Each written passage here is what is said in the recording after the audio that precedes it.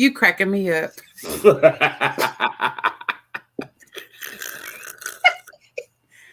we gotta tell it. Wait a minute. Hold on, wait a minute. I was like, why am I getting this notification? And I was like, this is ridiculous. What is going on here? Come on. It's too early.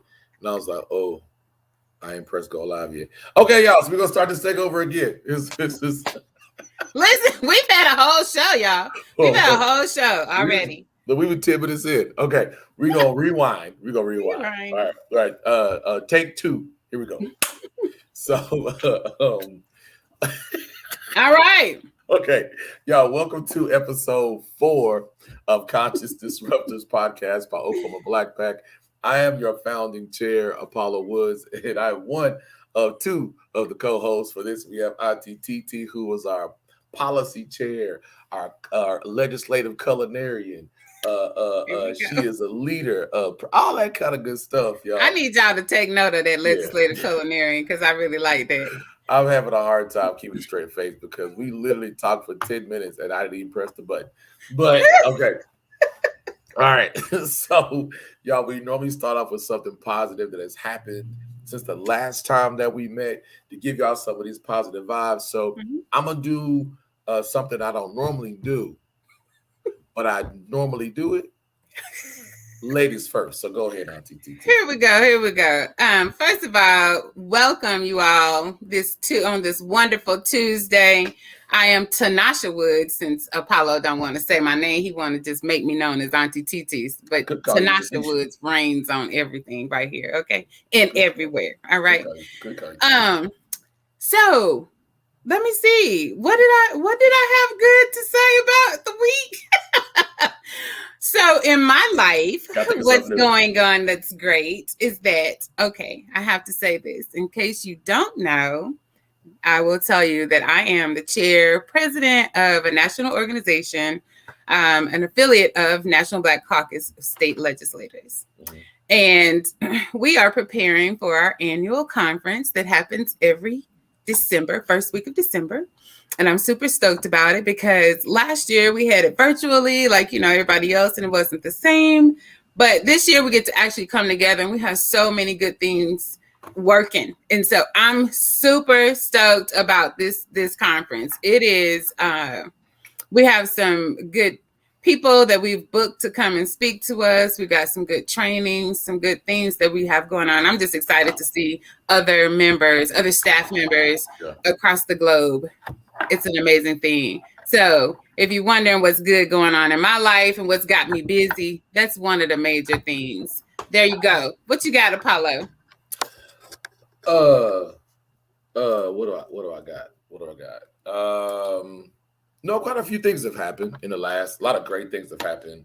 But one thing that I can definitely say that I'm excited about was being able to go back and visit my alma mater in Houston, Texas for University of Houston's homecoming weekend. And also I graduated from Texas Southern Grad School. So had that going on, as well as Houston Black Bloggers Weekend, where there were bloggers from all over the country that converged on Houston. The organizer did a great job of showcasing the city. You got a chance to network and learn some cool little tips. But one thing that really stood out was, as we kept talking about the challenges in the Black culinary space and in investment and building and et cetera, that although we have unique things in our own cities, but the conversations kept coming back to things that we don't know, even amongst the people we were talking to who have climbed the corporate ladder in their careers and are at certain levels. It was still came back to these obstacles involving legislation and gentrification and investing and creating generational wealth. The conversation still came back to. So I was sitting there thinking, like, I'm in a small market city, but lived in a large market city. And it's the same conversation no matter what city Black people live in. It's the same conversation. So my head went to, but what's so different? But we'll get to that. We'll get to that later on the episode. But it was good to be able to see that and not feel like that you're in a fight by yourself, or you're only a few people are really fighting the fight. Because the reality is, everybody's not fighting the same fight. Everybody ain't fighting. Everybody ain't fighting the same fight. So Everybody's not. being able to see that, and y'all can probably hear in the raspiness of my voice today. I've done a lot of yelling. I've done some eating. You know, I even semi-stepped a little bit at homecoming, a little bit. I wondered. I had to wonder, and I wondered if there was going to be some secret footage that we might see. Yeah, gave him a little bit. Gave him a little bit. Not too much. I gave him a little bit. That's awesome. Sounds like a wonderful time. Yeah, it really was. It really was. We need that type of elevation sometimes in our lives. You know, go back to those good times and come on, bring some other stuff with you. Y'all, this is the benefits of having to do this twice, because y'all missed out on some good information. But I'm going to say this one more time. One of the things that was pointed out is the fact that Apollo experienced going back to where his stomping grounds. Mm-hmm. He, you know, for all intents and purposes, when we're in our 20s in college and all that stuff, we call formative years when you're really young, you know, 3 to 5, 5 to 8. But we are really forming who we are as young adults and functioning adults when we're in college and getting our first jobs and all that stuff. And Apollo did all that stuff in Houston. And so he has really that's a staple point for him. But to go home or to go anywhere, anybody that leaves out of their state and comes back in and bring valuable information to impart on the place where you currently live is important. And one of the things that we notice oftentimes is that culturally and societally, sometimes we don't even accept those new things, which is odd because even with our colleges and universities, we don't just have people from your home state applying. You have people from out of state applying and attending your colleges and universities. So you have to know that's how we're intermingled culturally, racially, all of those things. So I'm excited to hear some of the things that Apollo is bringing to Oklahoma's forefront. And I just say sometimes, and I want to say this because for those people who will just vibe with me and understand for a second, if you will. Sometimes you are raised in a place that you just absolutely adore and you never want to leave it. I will give unsolicited recommendation is that you do try to live somewhere else for a little bit of time just to see what it's like. It broadens your scope on things. But even, visiting, that does the same thing, but it's not the same as living. But for those people who move from the place where they were born and raised, and they find themselves, for whatever reason, totally at home and fully embraced in that place, there's nothing wrong with it. And even when they go back home, you know, a lot of times people are like, you know, are you going to ever come back, this and that? And not necessarily. This is how we broaden. This is just how we grow. And I think that the shunning sometimes that is done towards people who do that is ridiculous. But welcome that newness is what I'm asking. Just welcome that newness. What I got a chance to experience when I traveled with the Oklahoma City Chamber on a city tour. Mm-hmm. You know, they go to different cities and they figure out like what makes those cities tick. And the same thing happened when the regional Wichita Chamber of Commerce came to Oklahoma City. Is they come to the city to find different experiences, because no matter what, every city and state does something well that somebody else would like to learn from. That's right. So we all can learn from each other. So that's why traveling is important, to get a different perspective, not just traveling outside of your city or where you're from, but traveling in different associations, getting involved with different groups and organizations, because if you're the smartest person in your circle, you're in the wrong one. That's right. That learning is a two-way street. And so being able to go back and see how the city has grown, but also, and this is where I've learned to value Oklahoma more. Now y'all follow me on this, because you're probably like, what's there to value in Oklahoma? See, when you don't have everything, you appreciate the struggle to get it. So going back in Houston and loving the culture, like y'all gonna have to get over it, because H-Town's my blood. That's just what it is. What it is. But So it's ATL. But I got to see how easy it is Mm-hmm. in a matured city, an Mm-hmm. evolving city. But I also got to see what they're not able to see Mm-hmm. because you're so used to having. It taught me how to appreciate the struggle and the lessons come with struggling. It taught me how to look at things from a perspective of just because it's nice and there's bells and whistles and there's nice paved streets and whatever, you can still see Mm-hmm. just because they're building in a predominantly under-resourced community doesn't mean it's good. Right. But it also means, hey, y'all don't get comfortable because you see something new. Right. Figure out, hey, you can see how this is changing the demographic. I'll give this example with brunch. So one of my boys is like, man, I see you two up there in brunch, man. And then he proceeds to tell me that brunch has changed in Houston. Mm. Here I'm like, what? He's like, yeah. He said, for us, we don't go to those spots we normally go to anymore. Mm. We stay home. You stay home. Or we go to somebody's house. Oh, Or okay. we go to a place at 4 and we leave by a certain time, like 7 or 8 Okay. o'clock. And I was like, what? He was like, yeah. And I was like, what? But here, learning those experiences back then and creating something here, he's like, that's what I miss about here. Mm-hmm. So it gave me a different level of appreciation of how much hard work it takes to create culture and to be in leadership. Because somewhere I read that it's what was it? Heavy is the head that wears the crown, right? Yeah. Mm-hmm. Because people like the look of being kings and Yeah. queens. Talk But about can it. you handle what goes with wearing that real crown, not that Burger King one that you Okay. get out of a Happy Meal, right? Not Okay. that one. That's no shade at nobody, but leading is hard, y'all.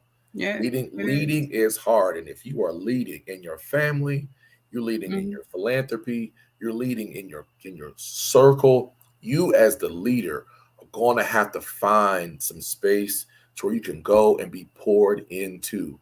I Mm-hmm. realize this about myself. I was pouring from an empty cup for too long. Mm. That's a word. I was pouring from an empty cup too long. You need to recognize it. My cup is full now. So y'all gonna get ready for this heat. Bring it, bring it. Y'all get ready It's for this heat. needed. It's needed. In tune with that, what I didn't say, matching what Apollo is talking about with change and differences. The things that we do in this state that help us operate with our legislation, with our last time I got this wrong, with our lieutenant governor, the lieutenant governor is one of the things that he brings businesses and things like that, tourism, people to the state. And so we are constantly looking to do things better.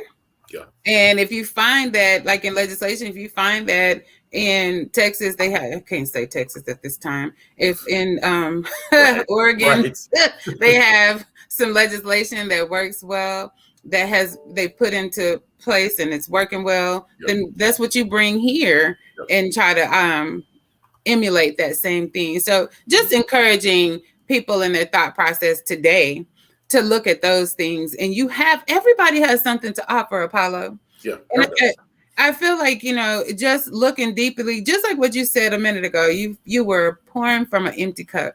That is a word on so many different feats, because we don't realize when we're running low on fuel. Yeah. We just keep going. And then one day we're crashing and we like, what in the world is happening in life?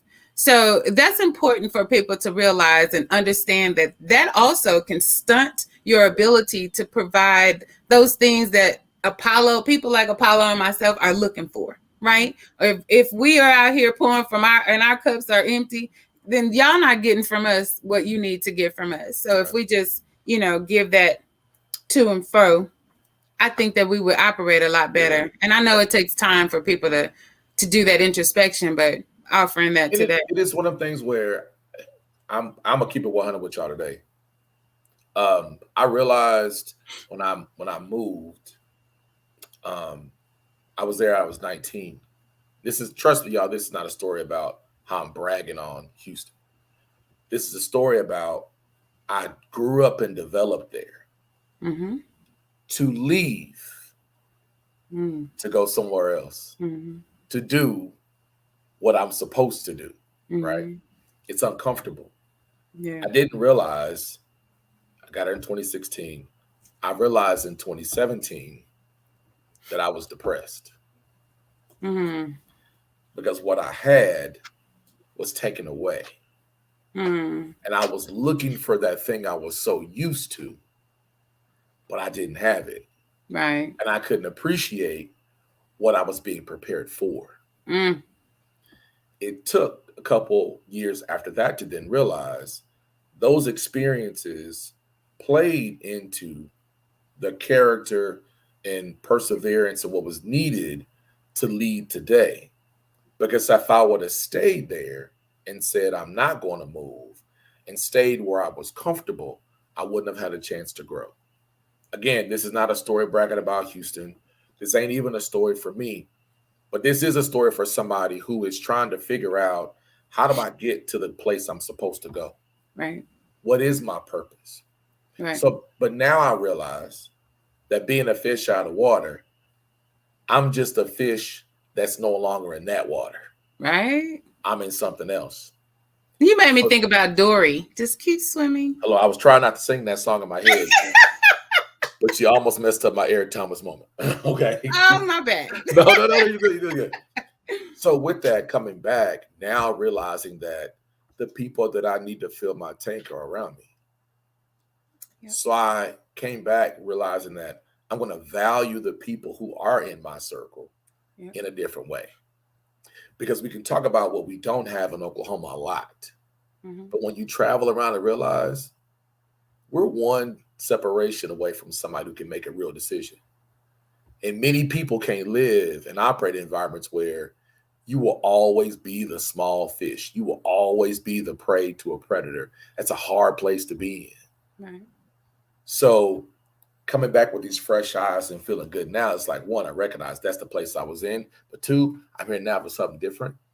And if you are, and this is what we need people around us. And this is who we need people around us who can recognize when our cups are empty, when we're working so hard that we don't stop to take a drink of the water ourselves. Yeah. And we need those friends who, however they present it, that say, hey, stop, you need something too. Yeah. And I recognize now the friends that I have. Yeah. And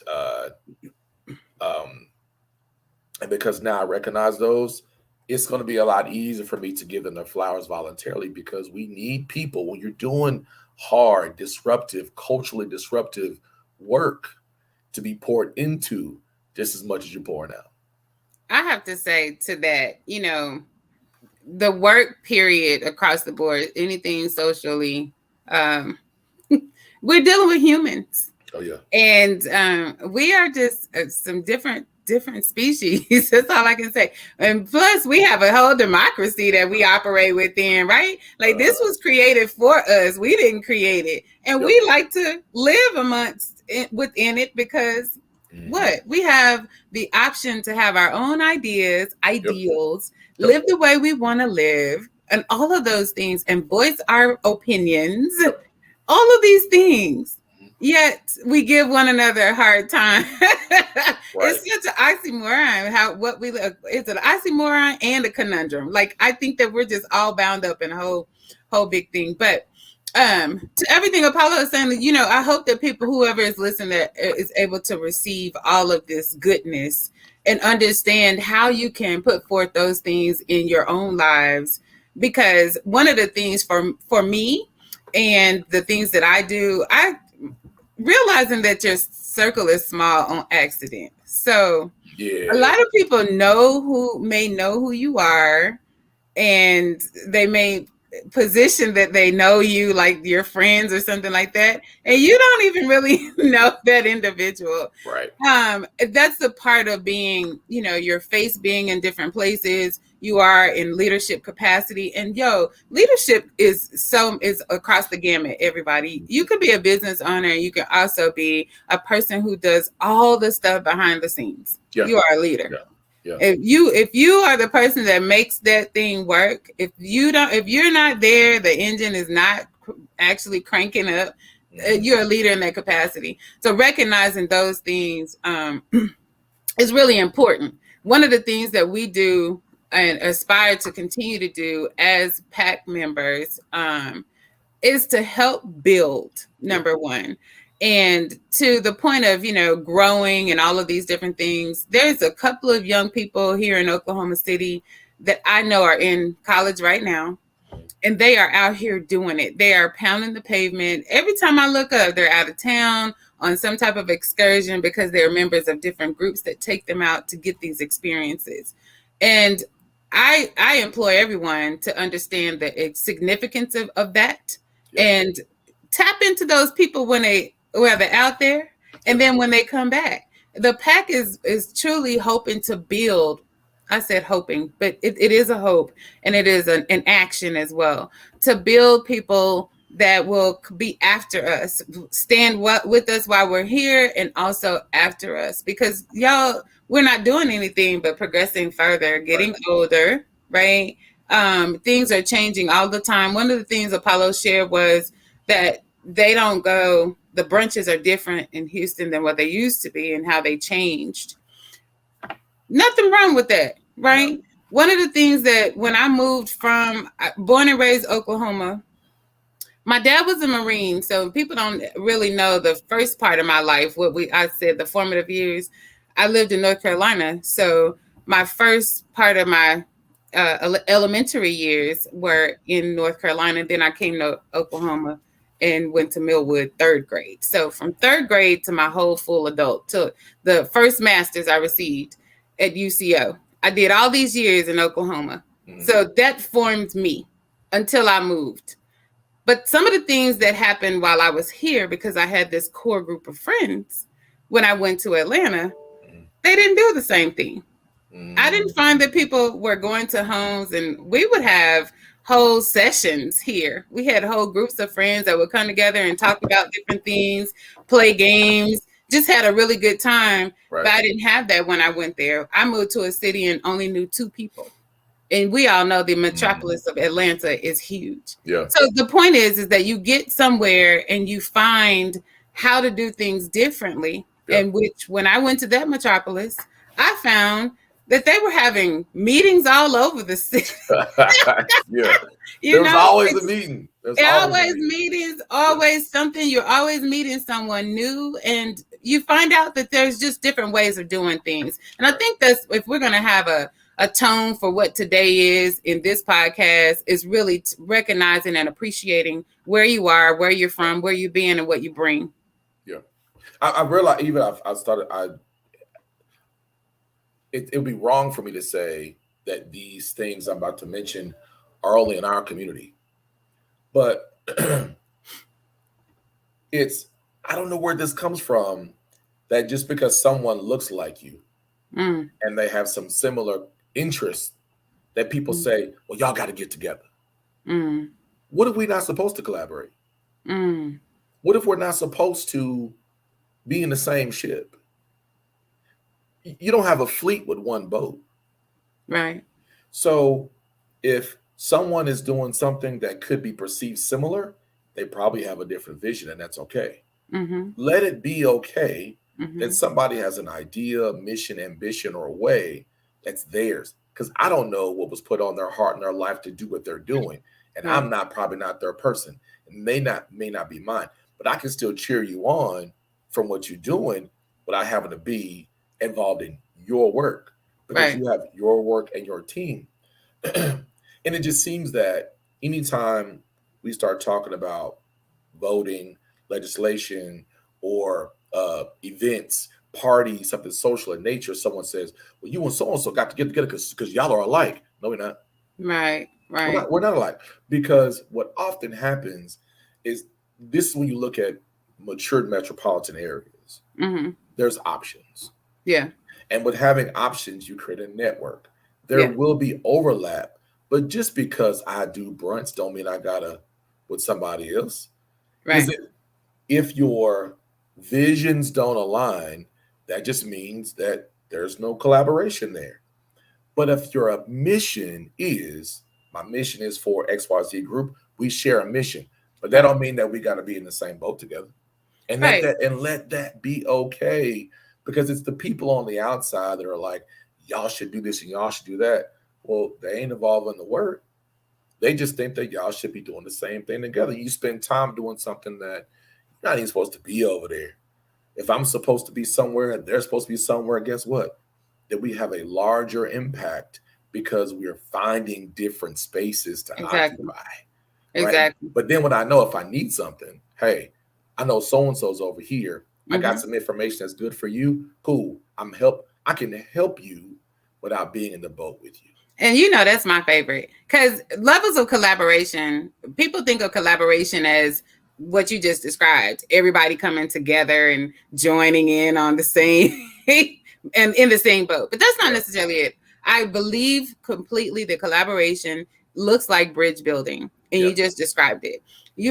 We just talked about leaders in different capacities. You need to have that reach in order for things to operate properly. And then sometimes it's just a matter of that person doing the things that they do to show whomever they need to show.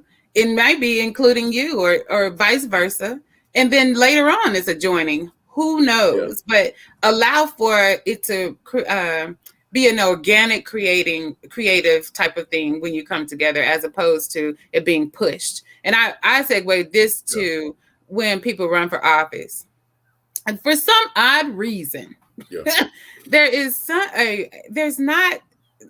seems to be some type of platform that people use only one way when you run for office. When you run and you're campaigning, your creativity is the greatest thing you could possibly have. Your team of creatives is the greatest things you could possibly have. You don't need to do everything the same way. And just because a person campaigns one particular way doesn't mean that everybody else that campaigns that way will win. So if that person campaigned by they knocked every door in their district, that would be a plight, right? Every door. Everybody can't knock every door, but this individual somehow got it done. Well, maybe that was a contributing factor to them winning. We don't know. The next person should not make their plan, I got to knock every door because this is what people expect. No, you want to shine in different ways. And I say this because, I've been in conversation as of late with people who want to figure out how to get the community on board with progressive movement, whether it's voting, education voting, just maintaining your voter registration, and how to advocate at the Capitol. The Capitol is the most important issue, seems like, and that's not the only place that we can advocate for ourselves. I like to talk about it holistically. Even though at the Capitol, being the state legislature, they create our laws. Well, we have city functioning laws as well, right? And they're not doing those. Who goes to the city hall? Who goes down there to see what's going on with the council members? What's happening. So I'm saying to people that it's not one way to skin a cat. Right. Everybody cannot share the same ideologies as it relates to campaigning, and be willing to do something different. And that's where meeting those different people that Apollo was talking about, getting in different organizations, familiarizing yourself with all these other alternative ways, that's what makes people winners, to be quite honest. You can't stay in one particular place and believe that that's going to be it. Your experiences build who you are. And running from failure, you will never understand what it means to win and really have it in your heart and understand that, when people are crying because they won, that's a feeling that you won't have unless you've actually suffered some type of defeat. And I don't understand why it's like that, but we're built that way. I mean, when there's a no in your face, if you're not that person that says, well, they said no and turn away, you can't be that person. You got to be the person that says, I'm going to get me a yes. I don't care how many no's it takes. I'm going to get to a yes. So this is me encouraging people to be on the lookout for different opportunities for you as a hopeful individual to run for office one day, or just want to understand your leadership capacity, to build your leadership skills. There will be very soon something presented for you to take part in. I'll put it that way. So be on the lookout for that. So if you were, and we've talked about this before, you know what, here's a different question. I feel like we've lost this. It seems like the pattern here is there's a national outcry that may not be directly impacting Oklahoma. And there's a response. From Oklahomans. Yeah. But if there's a local issue, we don't use the same energy for that national outcry. Right. We have an issue in our state from Julius Jones' clemency hearing, which was supposed to be yesterday. Well, if I remember correctly, I just saw that it's now next Monday.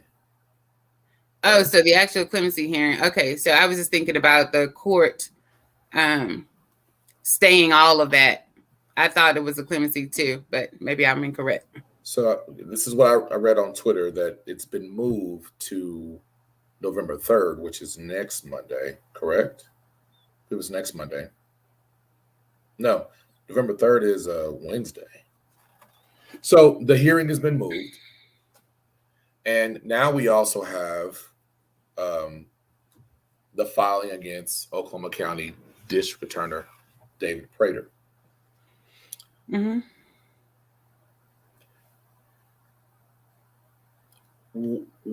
Where is our outrage in local, county, state politics that really impact us? The magnitude of what's going on with the Julius Jones case can start with local, county, right? It starts there. So what needs to happen for our organizers? Now, I would consider myself an organizer to a capacity, a champion, an advocate, a disruptor, absolutely.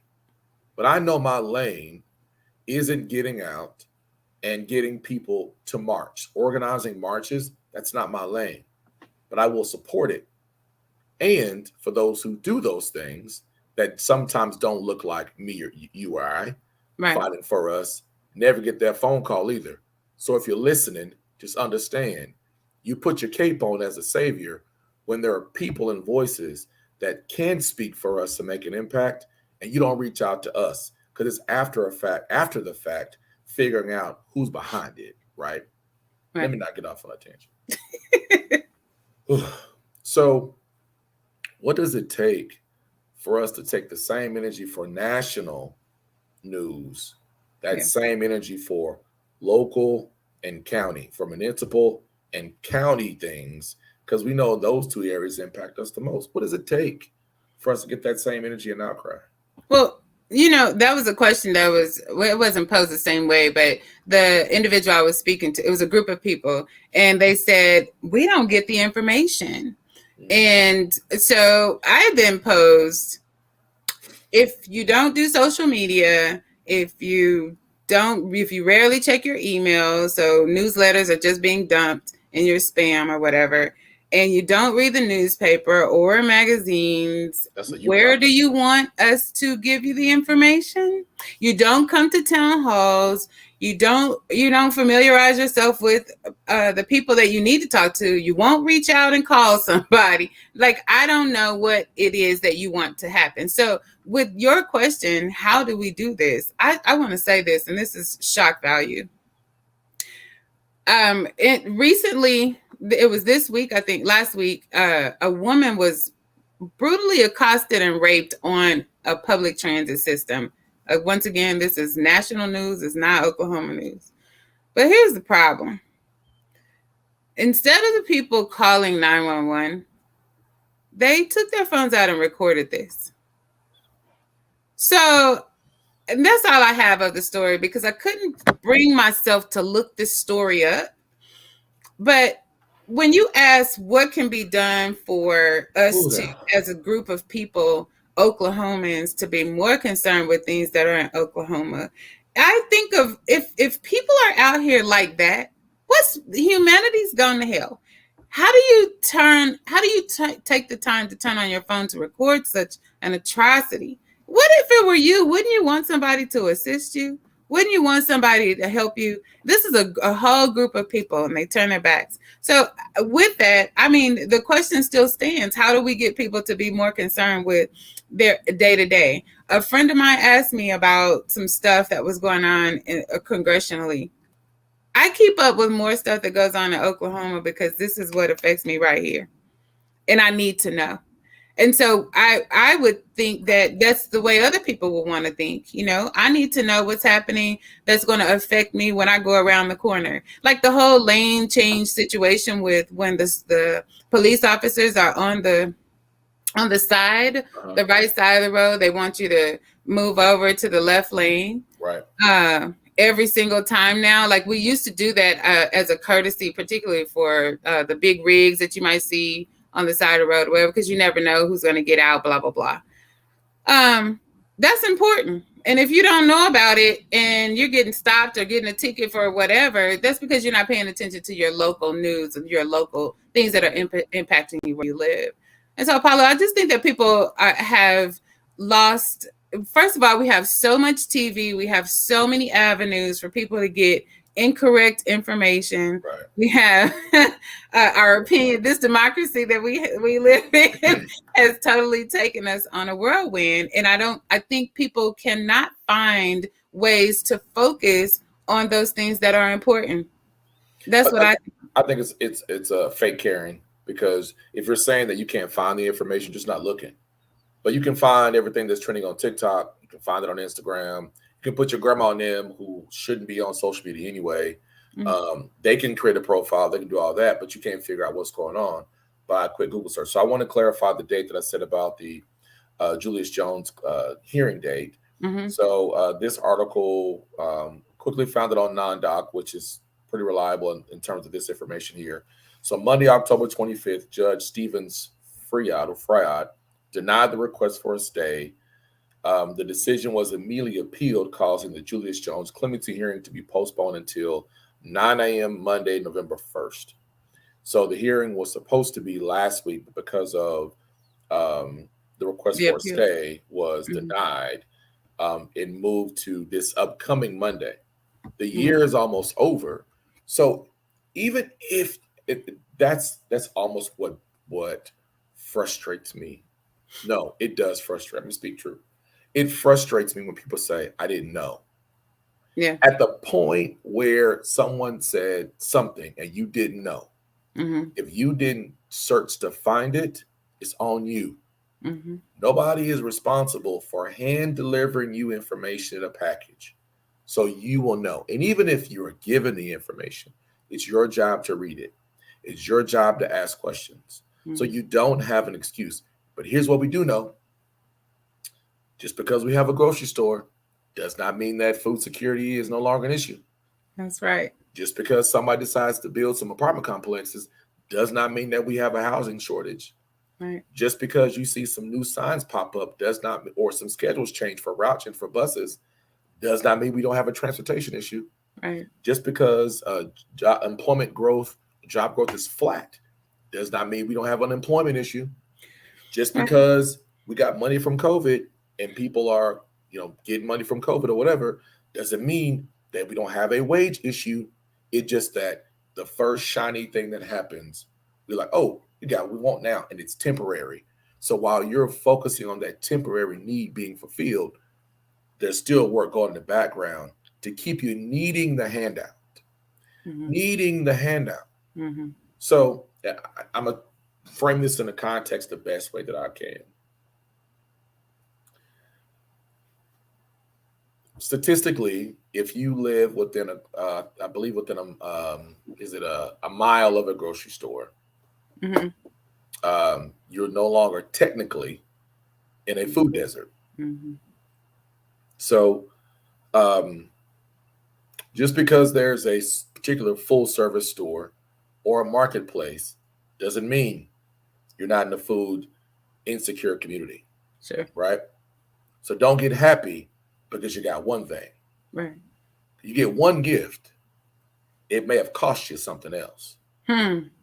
So now there's this emphasis on these cohorts, these little groups to get together to ask people in those neighborhoods what they need to make their neighborhood better. Now, I just went down a list of things that we need in our community. Right. Why are we still talking about what we need to make it better? And can I be clear? I'm just gonna want you to give a definition when we say our community. We both know we Black people, but we live everywhere. Can we be clear about this, Oklahomans?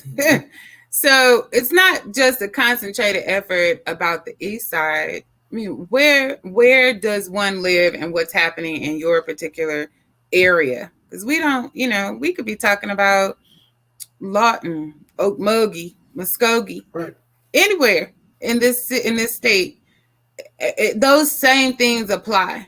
Of course, since we are here in the city, many people's mind just goes straight to that one particular area. And that's one of my sore spots because we've just moved. We've moved out. We've done some different things. When I say we, I'm talking about Black people specifically. I know when I grew up, it was Blackfield on from where I lived in Northeast 50th and above. So Millwood's school, all of the students, I mean, we lived in the same area. It was Blackfield. But my point now is that it isn't. It's changing. So we have to change our thought process as to what community is. It's not just that one area. I just wanted to put that. And that's factual because in that mindset, you forget about the Black folks who don't live in one particular geographic location. Right. So you forget about, hey, well, if I decided that I moved out to Piedmont, well, who's representing the Black folks who live out in Piedmont? Even if they don't live on the same block. What about out in Yukon? I mean, I read some reports here I saw some posts from a Black-owned restaurant out in Yukon where they're being harassed by a white man who are referring to business owners and characterizing monkeys and being loud and hairstyles and to the point where there was a thought process of closing it because of the harassment. What about that Black business out there? And the Black people go visit out there. What about living in counties where it's rural? When we think rural in Oklahoma, we don't think about rural Black and people of color. We think about rural white people.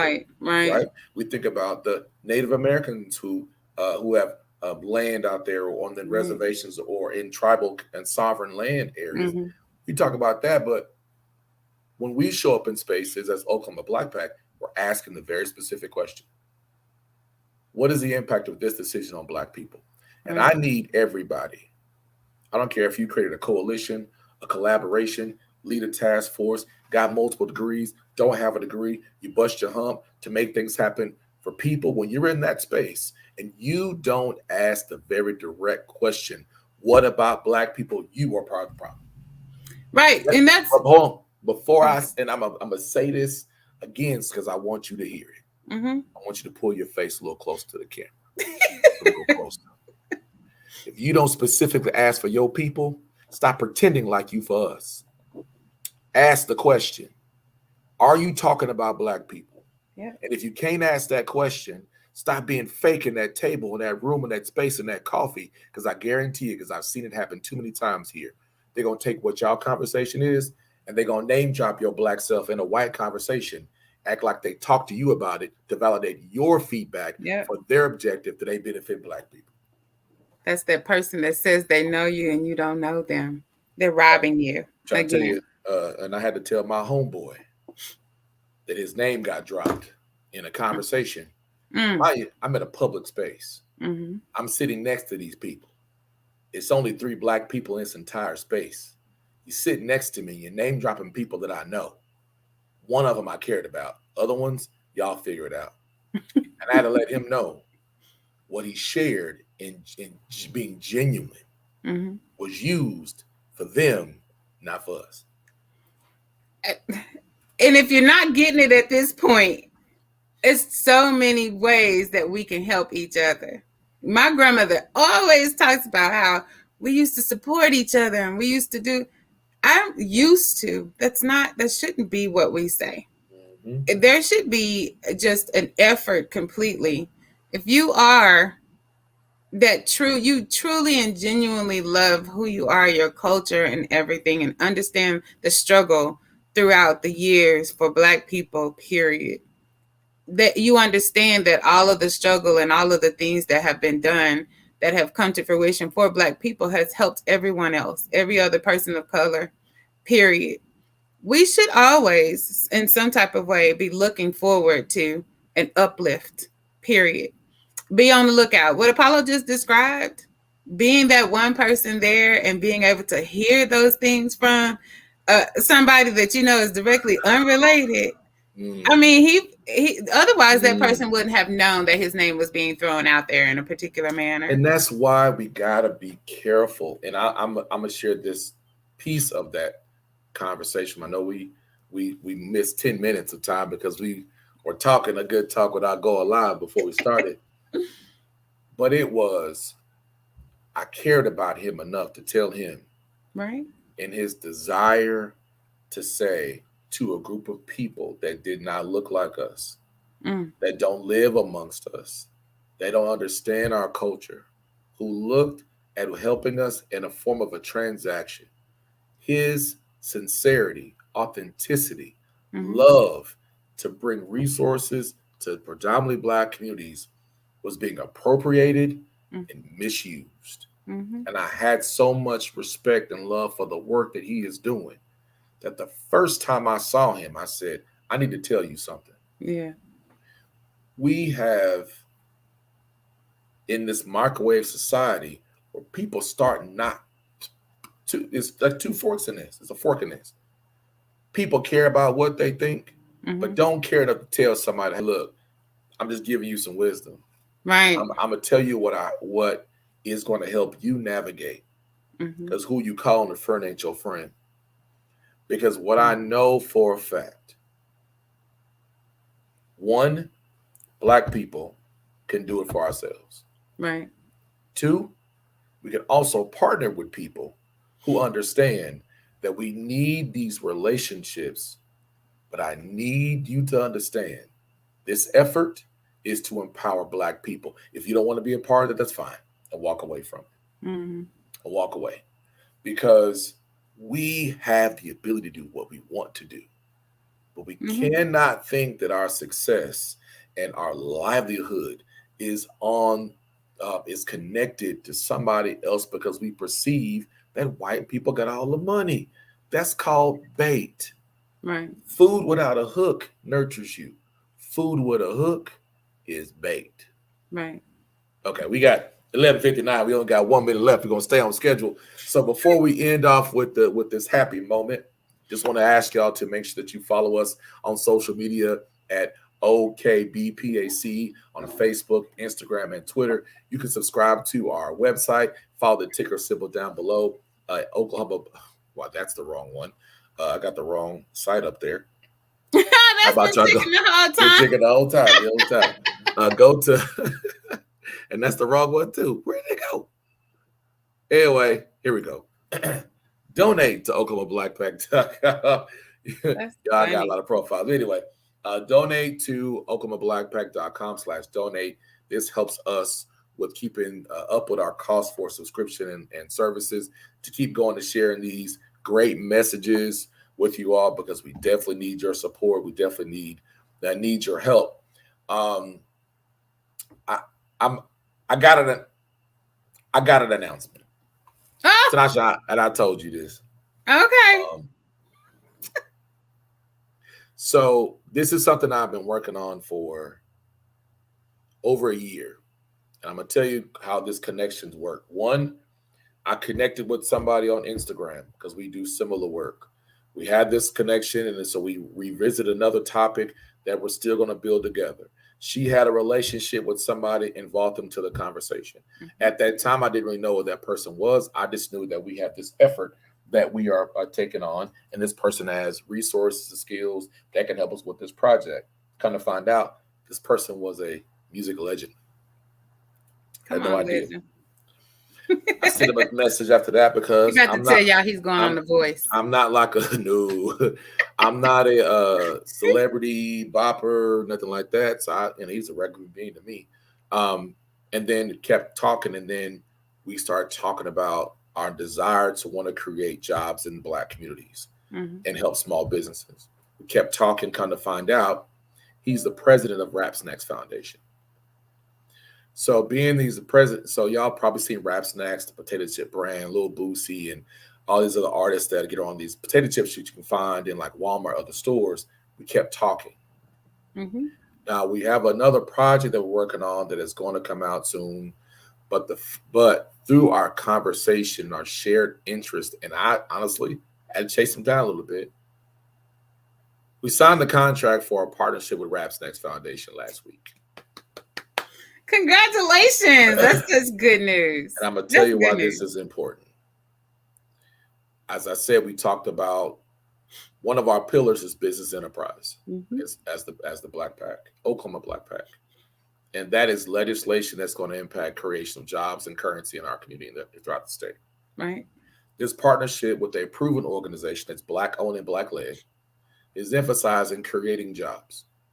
So through this partnership, we're going to teach small businesses how to scale up. See, the access to capital conversation is one thing.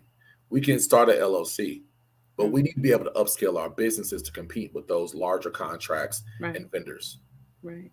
This is going to help us, starting with Northeast Oklahoma City, generate 200 jobs.